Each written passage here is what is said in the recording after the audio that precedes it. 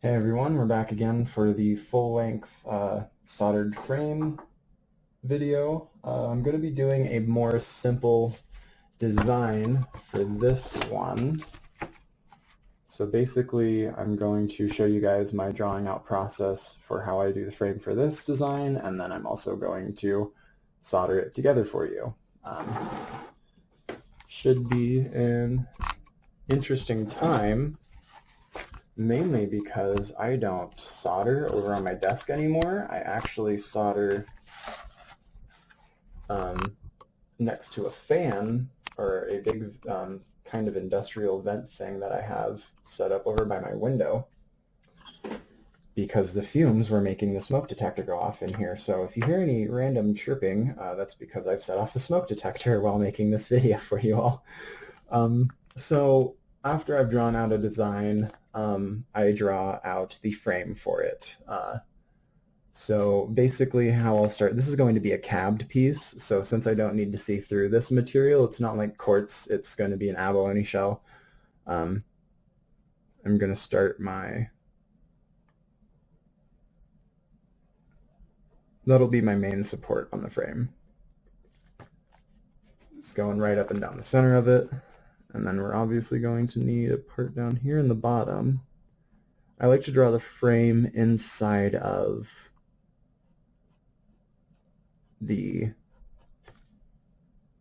I like to draw it inside of the design, so that way the design kind of covers the frame.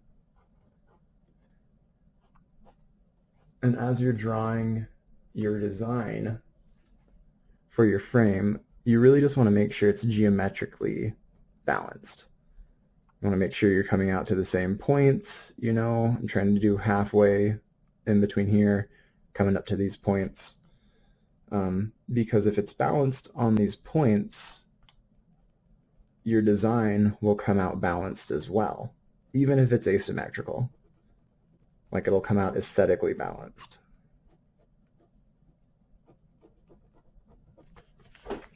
And so as you can see, we're kind of coming over the design up here a little bit, but that's going to be okay.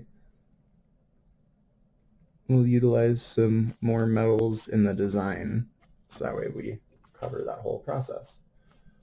So I'm going to mix it like straight here. Do some editing here. Sorry guys, had to tilt it back towards myself. I should get a body camera so that way you guys can see point of view or something for my glasses. That would be cool if I could just clip it on there.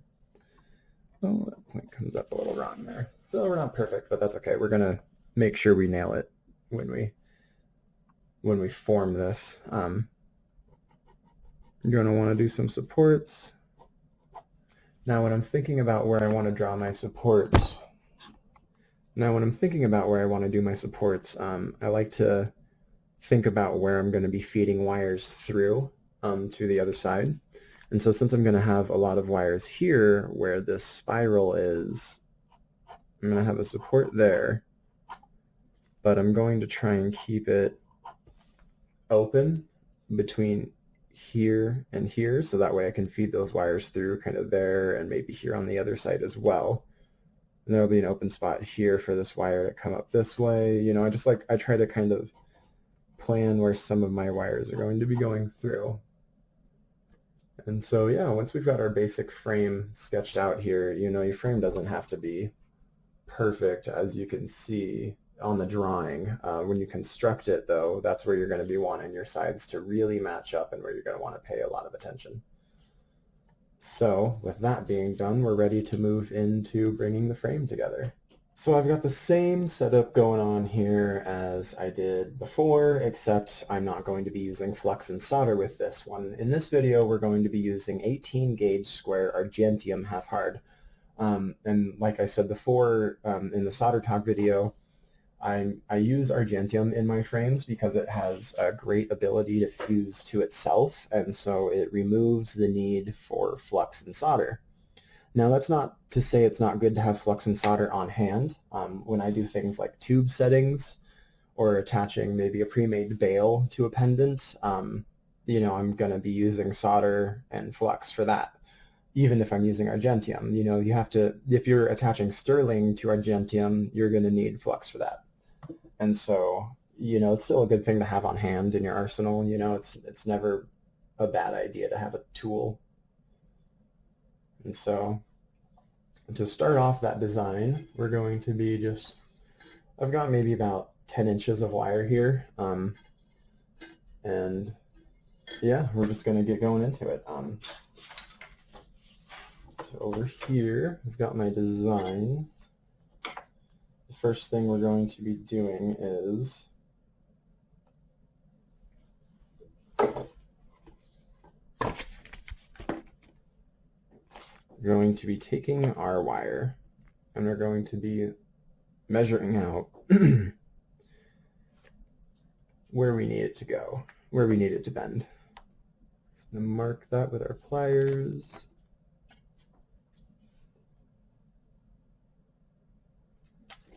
And then just bend that right to the left. We're going to leave a little bit up here so that way we can attach everything up here. And then that's what I like to do, is I like to hold my wire right over my design, and as I'm bending,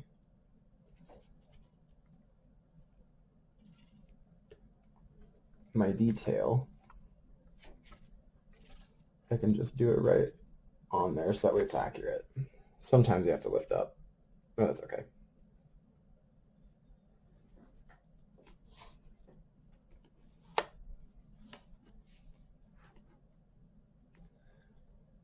Alrighty. So as you can see, we're building our general outside.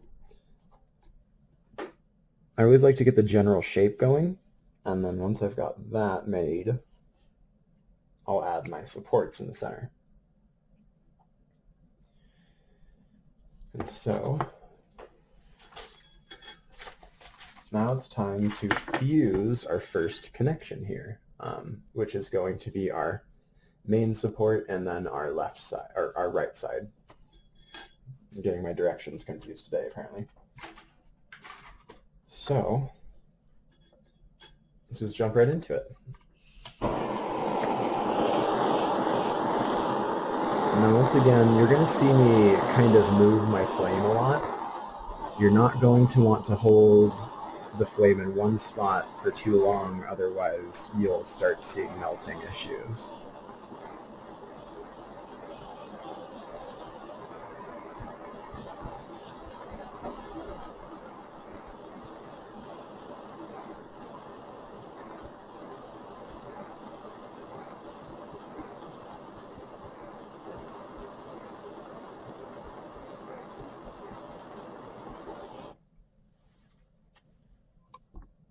A little hard to see that in the process, but as you're melting it, you'll start to see the edges where the silver comes together. You'll start to see them fuse together, kind of like solder would be flowing through them, but that's the Argentium, you know, fusing to itself. And then I dip it in my cup of water that I have sitting on the side, wipe it off on a cloth. I just generally keep like a paper towel or something on my lap, and then, you know, just dry off that paper, because when you set it, you know, back on your design, you're going to mess up your drawing a little bit. So since this surface is hot, I'm not going to put my pad back on there. Generally what I would do next is then I reflip my whole thing over. So that way the right side that I just made is now laying on the left side of my design. So that way I can follow that same line and make the other side as similar as possible.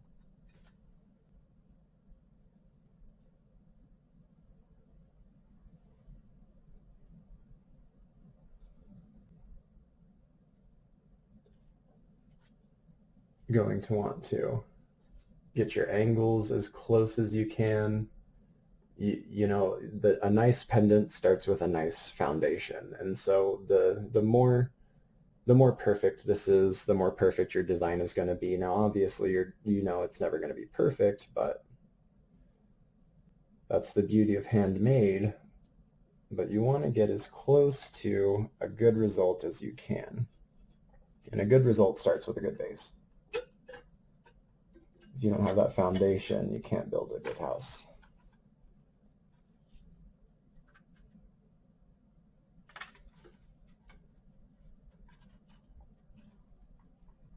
And this is where I start to get very annoyed with myself, because I just see all those little imperfections in the frame and I get really upset about it.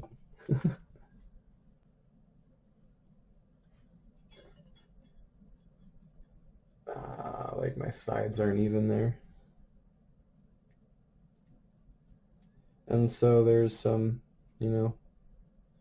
minute adjustments that you'll be making throughout the course of building your frame, especially as you heat it, because sometimes you'll notice your silver likes to bend a little bit. That's another reason why it helps to have it as flat as possible when you're heating. It's another reason I don't really like the charcoal bricks for soldering, just because it just doesn't seem to stay flat forever. And so we're ready to fuse together our next part down here.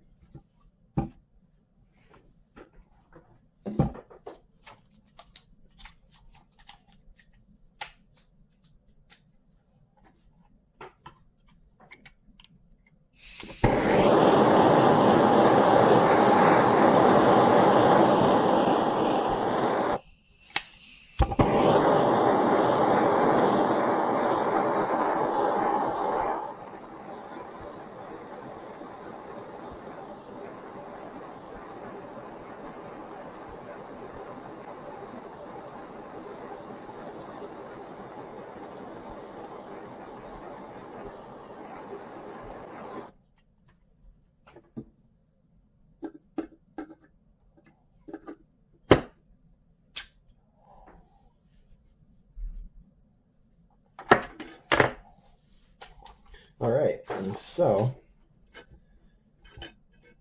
once my basic outline and my middle support is done, I like to then hit it with a hammer.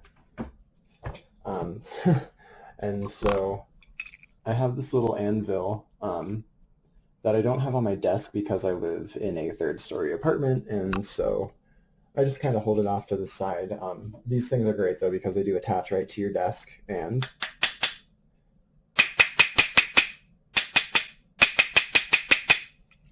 be showing you guys this on camera. Quite frankly, it's very loud, so I wanted to do it off to the side. And basically, I flatten the whole thing. You got to take your hammer and you want to even out the entire thing, but basically what that does is it just gives me a bit of a smoother result. It also makes attaching the supports a lot easier because they're not, wibbly wobbly. They're just able to sit right across that flat surface. And so then we're going to be measuring out our supports, which is generally pretty easy. You can just lay it right across.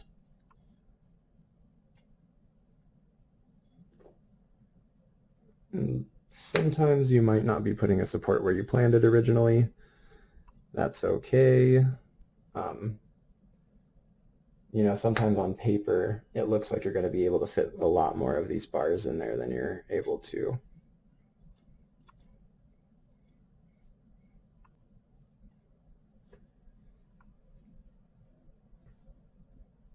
Obviously, the surface is going to be hot, so be careful when you're working with dropping these on there.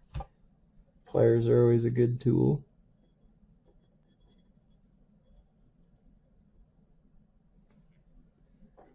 Okay. Yeah, we will put some on there. I think it'll. Perfect. Oh. Can't tell you how many times I've laid out almost all the supports just to knock them all off. That can get annoying. Alrighty.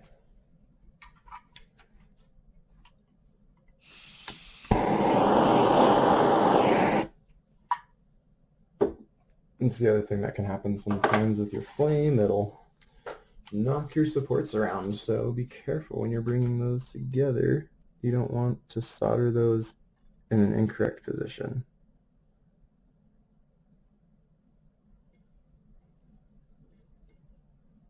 Adjust here.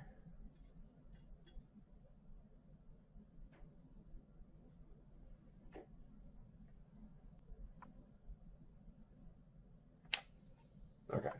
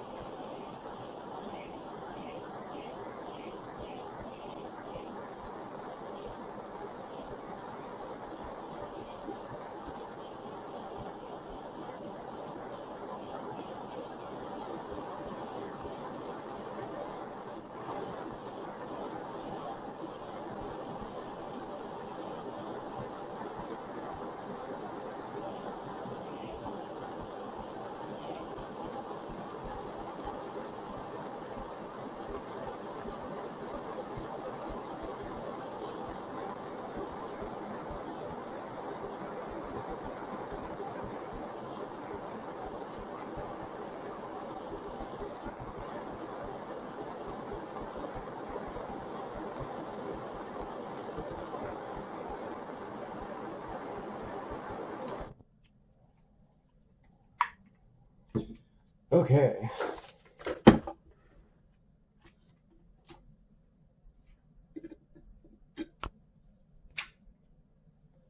Alrighty. Give those a little bit of a push, just make sure they're all attached. One of them doesn't look like it, so we're going to have to do that. It's okay.